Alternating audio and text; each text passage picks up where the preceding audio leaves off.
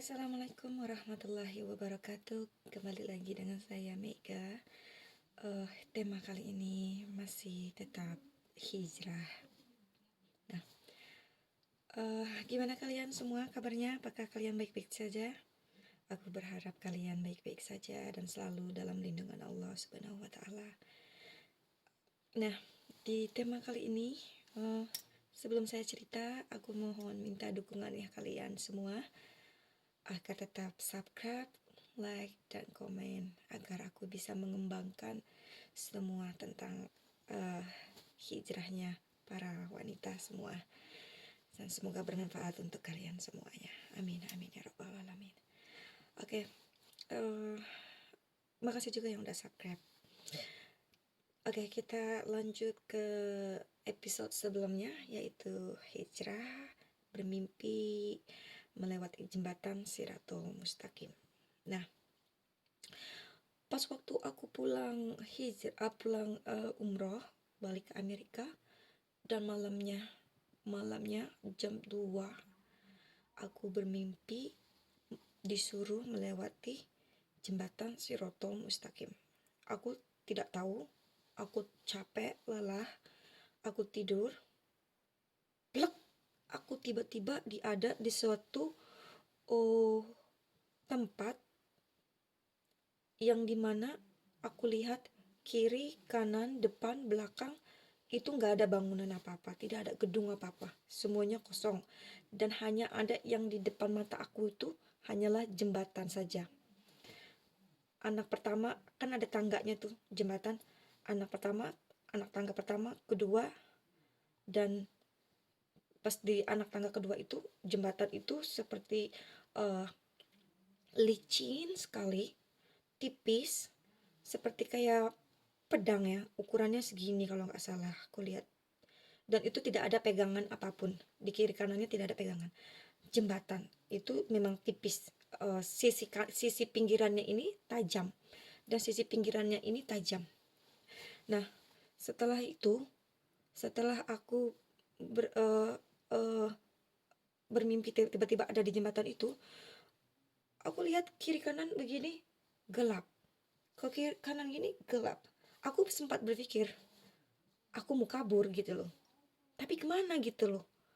Tidak ada satu apapun di sana, gelap sekali, tidak ada bangunan apapun. Lalu aku mau kemana kalau aku mau kabur gitu loh. Salah satunya aku harus menyeberangi jembatan itu. Lalu aku bertanya, bagaimana aku bisa lewatin jembatan itu? Itu mustahil bagiku, aku bilang gitu.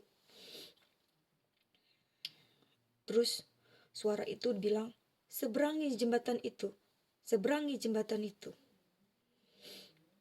Lalu aku cobalah. Aku sempat diam gitu, gimana bisa. Terus aku melihat pas selangkah, 2 langkah, aku udah mulai terbiasa jalan pelan-pelan, licin. Nah, aku lihat pas di 80 tanjakan, kan dia lurus begini, terus di sininya ada tanjakan seperti gini. Jadi lurus begini, pas ada tanjakannya seperti begini. Tanjakannya itu di sini tuh sekitar kemiringannya itu 90 derajat. Bayangkan manusia itu bakal terpelosot gitu loh. Kan nggak mungkin gitu, nggak logika. Ini jembatan ya, terus ini tanjakannya begini. 90 ke sininya itu 90. Pasti kan merosot jatuh ke bawah. Nah, pas ditanjakan 80% aku sudah melaluinya, di 90 aku terdiam sendiri. Aku berpikir lagi di 90 derajat ini, tanjakan jembatan Siratul Mustaqim ini. Aku berpikir, loh, ini bagaimana bisa aku bisa melewati jembatan ini? Ini tuh 90 derajat, pasti bakal jatuh terpleset. Pas aku lihat kiri ke bawah, itu air yang menggolak-golak, mendidih. Tapi aku tidak mencium bau hamis atau apa, hanya air uap yang mendidih aja gitu. Aku lihat, astagfirullahaladzim, air mendidih, bagaimana aku bisa? Aku bilang, aku kira ini tidak bisa lagi. Bagaimana aku bisa ini turunnya, bagaimana? Tidak ada pegangan satupun. Kalau aku turun secara jongkok, secara kayak naik perosotan gitu, turun duduk gitu, perosotan ke bawah, itu mustahil, aku akan bablas jatuh ke bawah gitu loh. Aku berpikir lagi bagaimana caranya gitu loh. Terus tidak lama ada seorang wanita di depan aku, bukan seorang wanita, maksudnya dari kejauhan aku melihat ada satu pintu kaca, pintu kaca yang dimana tulisan Arab, eh, ada bacaan Allah di sebelah kanan dan sebelah kiri Muhammad, tulisan Arab Muhammad, dan di atasnya itu la ilaha illallah. Di pintunya itu aku nggak tahu pintu apa waktu itu ya, entah itu pintu apa aku nggak ngerti. Lalu ada seorang wanita, aku lihat dia masuk eh di depan pintu itu yang aku lihat. Lalu ada satu malaikat, palanya agak mm, brontos tapi ada rambutnya kayak keriting kecil-kecil halus gitu, tapi aku nggak tahu itu siapa. Eh, Lalu si wanita itu masuk, lalu si malaikat ini bilang assalamualaikum ahli surga, seperti itu. Dia sambil menunduk assalamualaikum ahli surga, seperti itu. Nah, aku mendengar karena tidak jauh gitu dari pas tanjakan Siratul Mustaqim ini, tidak jauh dari sana gitu loh. Kelihatannya dekat gitu, tapi pas kita melaju ke sana itu jauh, masih jauh ternyata gitu loh. Cuman aku melihatnya tuh sudah dekat gitu loh. Nah, aku berpikir bagaimana kalau aku lari gitu loh. Bisa nggak ya kalau aku lari menembus ke sana gitu, cepat-cepat sebelum pintu itu ditutup gitu loh. Karena kan ada wanita mau masuk. Nah, di dalam itu aku terkesima gitu loh. Pas dibuka sebentar, nah di situ ada taman, aku nggak tahu taman apa ya yang dibilang taman. Eh, di situ ada sungai yang kecil, airnya jernih sekali dan ikan-ikannya bagus. Bahkan aku bisa melihat seperti ini gitu. Melihatnya di tanjakan aku begitu seperti ini gitu. Terus nasi wanita itu bilang waalaikumsalam warahmatullahi wabarakatuh. Dia bilang ngomong bahasa Arab, apa dia bilang terima kasih untuk menyambut, istilahnya terima kasih lah, ucapan terima kasih untuk dibukakan pintu. Nah, setelah itu, setelah dibukakan, si wanita itu kan masuk ke dalam. Aku lihat ada air di sungai yang kecil, kayak air terjun gitu, kecil tapi bagus sekali, dan tamannya tuh hijau, rumput yang segar-segar, dan ada pohon yang ada buah-buahnya. Terus aku bilang gitu loh, bagaimana kalau aku lari saja sebelum pintu itu ditutup. Nah, setelah aku lari, wanita itu udah masuk. Setelah aku lari, pintu itu belum mau ditutup kan, aku lari cepat-cepat supaya nggak tertutup pintu itu. Tutut lari, terus akhirnya aku kepleset, kepleset ke kiri, mentalnya ke kiri. Terus tiba-tiba ada suatu kayak pisau tancepan begitu untuk aku bisa pegang gitu loh. Jadi misalkan ini pisau ya, pisau yang ininya lancip kayak seperti ini nih ya. Aku gambarkan dulu ya, kayak seperti ini, nanti aku gambarkan.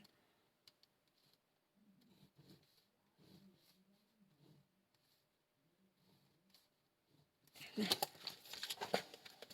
seperti ini. Jadi pegangan aku seperti ini. Jadi betapa tajamnya pisau ini, kamu bisa lihat di sini, tajam. Nah, aku pegangan, aku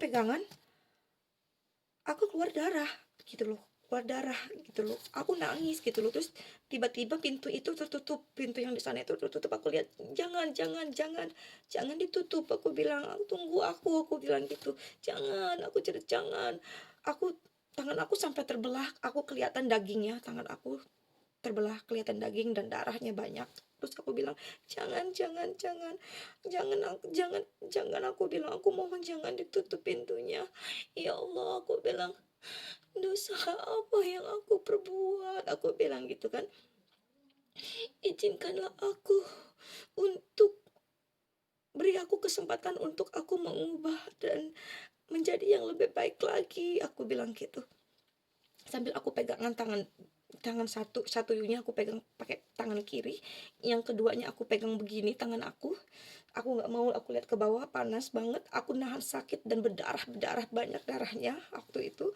Terus aku bilang lagi, Lalu ada satu, aku mendengar suara itu lagi. Dia bilang seperti ini, hanya perbuatanmu lah yang akan menolongmu.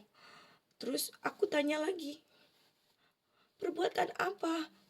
Kemana kambing-kambing aku yang aku potong selama ini? Bukankah itu katamu bisa menyeberanginya? Bukankah kau yang bilang bahwa bersedekah menyembelih kambing bisa melewati jembatan Shiratul Mustaqim? Lagi-lagi aku dengar suara yang kedua kalinya. Hanya perbuatanmu lah yang akan menolongmu. Seperti itu lagi. Lalu tiba-tiba aku bilang, ya Allah, maafkan atas segala kekurangan aku selama ini dalam beribadah. Tetapi berikanlah izin untukku yang kedua kalinya lagi. Aku bilang gitu. Terus yang kedua kalinya lagi aku ngomong seperti itu. Terus lalu malaikat bukan malaikat, aku nggak tahu siapa itu. Terus tiba-tiba suara itu lagi datang. Aku akan beri kesempatan kamu untuk yang ketiga kalinya. Terus aku kaget. Hah? Yang ketiga kalinya berarti yang keduanya yang mana? Aku berpikir lagi, yang mana yang kedua kalinya? Aku perasaan ini kesempatan aku yang kedua kalinya untuk mengulangi hidupku lagi. Tapi buat mereka, malaikat bilang, aku nggak tahu siapa malaikat, cuman yang suara itu bilang, aku akan beri kesempatanmu untuk yang ketiga kalinya. Lah, aku kaget di situ. Kesempatan yang keduanya yang mana? Mungkin yang keduanya mungkin di saat aku pergi umroh. Nah, disitulah kesempatan aku yang kedua. Harusnya aku benar-benar kusyuk beribadah, tapi aku memang sudah kusyuk beribadah. Mungkin ada satu yang belum aku kunjungi, yaitu ya aku kan ke Rauda sama aja kan aku ke makamnya Nabi Muhammad. Aku lupa untuk bagaimana aku bisa lupa waktu aku umroh, aku lupa berdoa untuk Nabi Muhammad gitu loh. Gimana aku bisa lupa? Tapi di sana aku di Ka'bah aku berdoa kepada Rasulullah juga sih di Ka'bah, bukan di makamnya gitu. Tapi kan perempuan nggak bisa masuk ke makamnya Nabi Muhammad gitu. Jadi hanya di raudahnya saja. Aku di situ berdoa juga, sholat 2 rakaat, terus yang di situ aku kusuk berdoa juga gitu. Nah, setelah itu sudahlah, ya kan? Sudah selesai, aku bangun lagi gitu loh. Ternyata mimpi itu nggak hanya cukup di situ aja gitu loh. Ada kelanjutannya lagi gitu loh. Nah, yang kedua, aku mimpinya itu manusia dibawa ke alamnya barzah, di mana di situ di tempat di pengadilan Allah. Nah, mau tahu kelanjutan dan keseruannya? Saya akan ceritakan lagi di episode berikutnya.